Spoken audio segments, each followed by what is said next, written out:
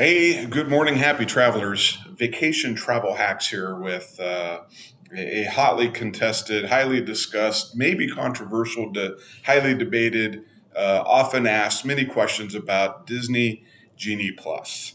And so I'm going to work through a series of videos here to make my attempt on how our thought process on it, how we used it effectively, and quite frankly, after several trips, got pretty good at it. I maintain family plans for 8 people, and a lot of them like to do a lot of the rides here. So, but we got to get the first thing out of the way. First question first is, hey, what is Genie Plus, and is it worth it? And I'm only going to talk about the ride aspect. There's another part of it where it goes into the free Genie Plus that talks through your day and any reservations that you have.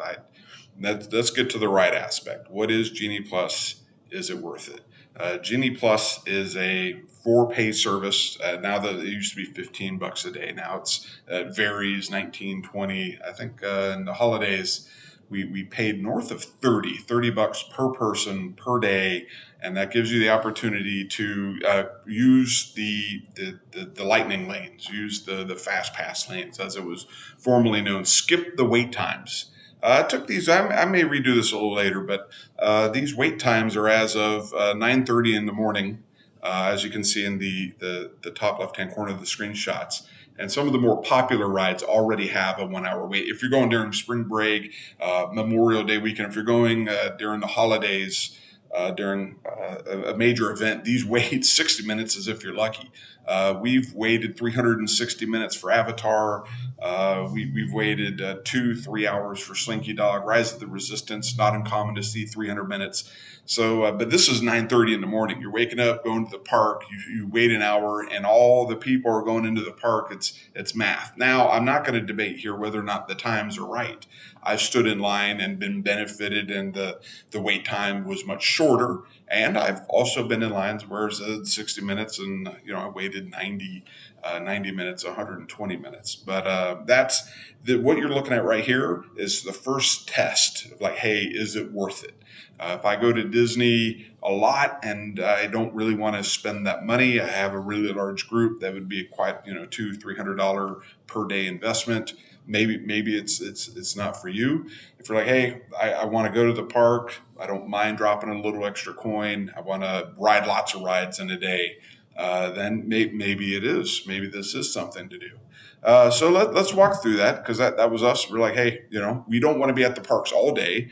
We want to go there for 2, 3, 4 hours, kick some butt, ride some rides, and then head back home, rest the feet for the next day. Was kind of the going right there. So if you do Genie Plus right, this is, I'm showing, kind of like you're watching a TV show where they're baking meatloaf. Before they bake meatloaf, sometimes they pull out the finished product. This is what it can look like. If you're going to Hollywood Studios and you got this lineup over here, I mean, that's a rock star lineup. And, you've done pretty good. Same thing, well, dated a little bit, but this was, this is also a pretty cool happening over here. So this is kind of a little bit of the finished product. So what is it? Let's go into how to get it. So on your Disney app, you got your homepage. Hey, welcome. You can summon Disney. You can purchase Disney. Looks like it was $20 today. If you hit purchase, it takes you to the screen. Otherwise, if you hit this little button down here, it'll pop this up. And if you go to My Disney Genie Day, you can purchase it here. If you hit Tipboard, it will go and show you the next screen. So this is what Animal Kingdom looks like. And my team, I highly advise, my first tip, I highly advise that you purchase the Genie Plus before 7 a.m. Do it, I don't know, 6:50, and then at 7 a.m.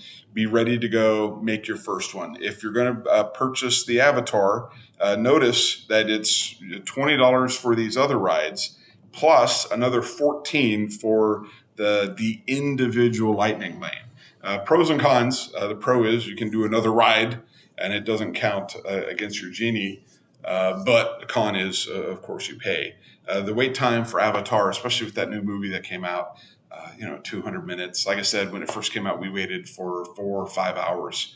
So if you can skip that and go right in for $14, I see the value in it. And if you're watching this, you considering the value of it, and so we take it from there. So at 7 a.m., you got to prioritize what's the thing to do, what's going to go fast, where are times, and what are we looking to do, kind of a thing.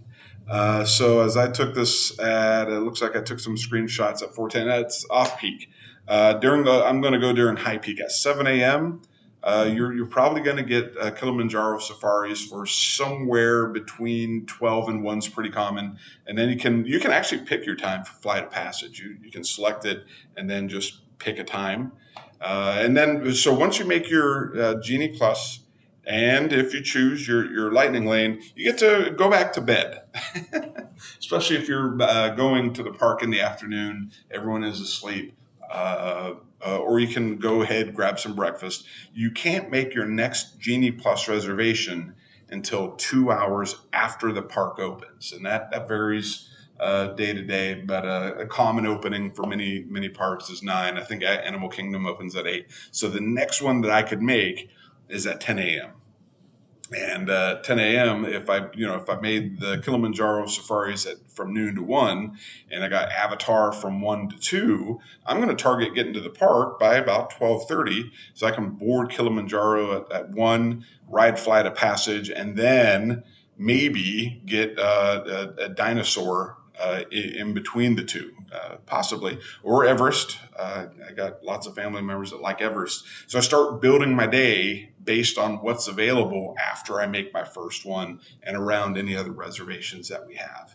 So that's kind of an intro to Genie Plus, kind of how it works. I'll post other videos that shows how it works for other parks and other strategies to get you to where to go. But hey, time at Disney is rare. It's an opportunity to build magic. And as our saying here goes, hey, time is precious. Vacation time is even more precious. And Disney vacation time, well, you put a lot of investment into it. You're pumping a lot of money into it, hoping to build those memories. And if you go in with the strategy, take the tips of 7 a.m., I think you'll get there, team. Safe travels. See you in the next video. Bye-bye.